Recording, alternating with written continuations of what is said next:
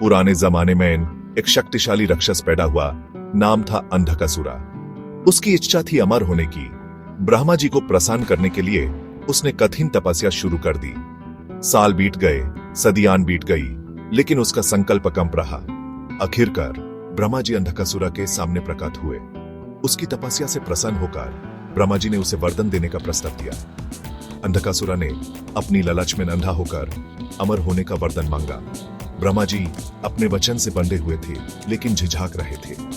वो जानते थे कि ऐसी शक्ति देना खतरनाक हो सकता है। सच्ची अमरता के बजाय ब्रह्मा जी ने यूं से एक अलग वरदान दिया। अंधकासुरा सबके लिए अजय हो जाएगा, सिवाय उसके जो उसके अपने अंश से पैदा होगा। अंधकासुरा ने इसे अमरता की गारंटी समझकर खुशी खुशी वरदान स्वीकार कर लिया।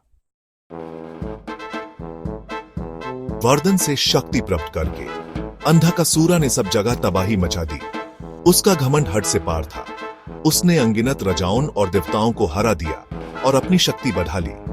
उसका राज डर और दुख का प्रतीक बन गया। अंधकासुरा की नजर स्वर्ग पे थी। इंद्र और देवता उसकी शक्ति से कांप रहे थे। एक भयंकर युद्ध हुआ जिसमें इन स्वर्ग की नींव हिल गई।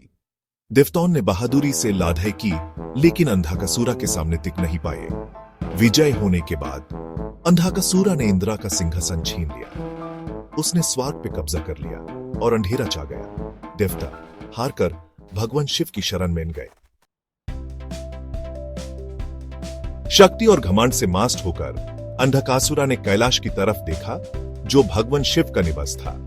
वो सभी लोगों को जीतना चाहता था और अपनी परम शक्ति स्थापित करना चाहता था। उसने शिव को चुनौती दी, यह जाने बिना कि वो कैसी अनर्थ की शुरुआत कर रहा है।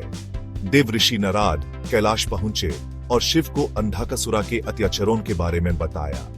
उन्होंने राक्षस की शेखी और स्वर्ग की दुविधा के बारे में बताया। शिव, जो संपूर्ण संतुलन के प्रतीक हैं, धैर्य से सुनते रहे। शिव से एक ऐसा गुस्सा निकला जिसमें पूरा ब्रह्मांड हिल गया। उनका तीसरा नेत्र, विनाश का नेत्र, थोड़ा सा खुल गया। फिर भी शिव शांत रहे। वो जानते थे कि सिर्फ बल से अंधकासुरा को नहीं हरा सकते। अंधकासुरा की सेना कैलाश की तरफ बढ़ी। उनके हथियार देवताओं के खून के प्यासे थे। राक्षस राजा अपने घमंड में अंधा आगे बढ़ रहा था। यूस लग रहा था कि कोई भी उसके सामने नहीं टिक सकता। यूस जल्दी ही अपनी गलती का एहसास होने वाला था। कई दिनों तक युद्ध चलता रहा। नेक और बुरे की तककटें एक भयानक ऊर्जा के भंवर में टकरा गए। शिव का क्रोध प्रकृति के बल की तरह था, जो अंधकासुरा की सेना को निगल रहा था।